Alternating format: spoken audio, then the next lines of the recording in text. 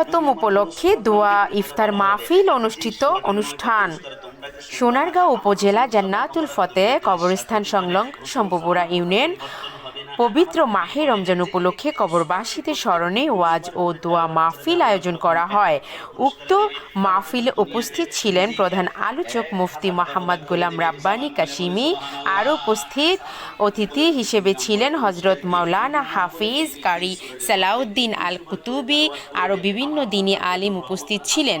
এই দিনী মাহফিল খতমে কোরআন উপলক্ষে এবং সকল কবরবাসীর জন্য দোয়া করা হয় এবং সকল মুসলমানদের ঐক্যের পথ থেকে সামাজিক কাজে অংশগ্রহণ করার জন্য বলা হয় এবং আল্লাহর পথে সকল গুনাহ মাফের ফরিয়াদ করা হয়।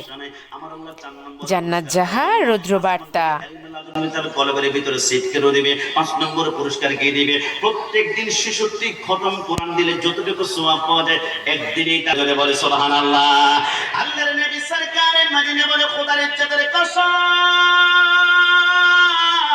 করে বলি 6 নম্বর পুরস্কার যে ব্যক্তি এই সূরাটি প্রত্যেক দিন 200 বার করে তেলাওয়াত করবে, এই দুনিয়ার মতো 20টা জান্নাত আল্লাহ কবরের মধ্যে সেট করবে। 7 নম্বর একটু শাহাদাত আঙ্গুলটা ওয়ার রাহিম ওয়াল মালিক ওয়াল কুদ্দুস ওয়াস সালাম ওয়াল মুমিন ওয়াল মুহাইমিন ওয়াল আজিজ ওয়াল জাব্বার ওয়াল মুতাকাব্বির ওয়াল মুসাব্বির ওয়াল গাফফার ওয়াল কাহ্হার ওয়াল ওয়াহ্হাব ওয়ার রাজ্জাক ওয়াল ফাত্তাহ ওয়াল আলিম والقابل والخافض والرافع والمعز والمذل والسميع والبصير والحكم والواجد والماجد والواحد والقادر والمقتدر والمقدم والمؤخر والأول والآخر والظاهر والباطن والولي والمتعالي আল্লাহ যে রহমান, এই কথার মধ্যে কোনো সন্দেহ আছে?